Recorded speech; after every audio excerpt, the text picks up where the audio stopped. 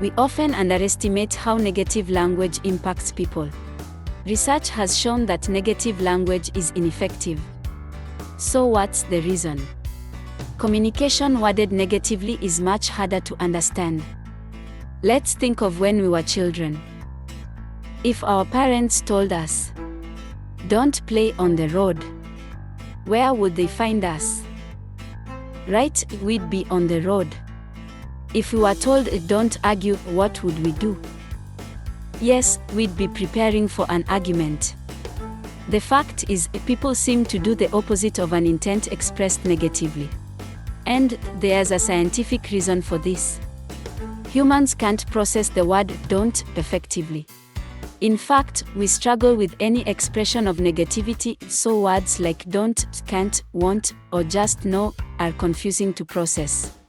When we ask someone not to do something, they are forced to consider doing it. Our minds get confused as the negative expression lands in our unconscious, planting a thought that, generally, is the opposite of what the person transmitting the message wants. Very unhelpful. So simply imagine a conscious and unconscious mind.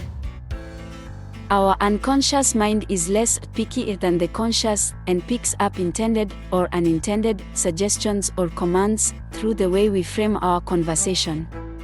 When we talk to others, we are probably doing this all the time. So just imagine.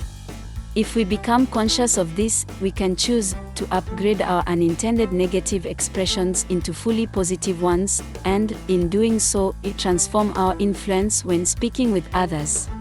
Let's now introduce the concept of embedded language.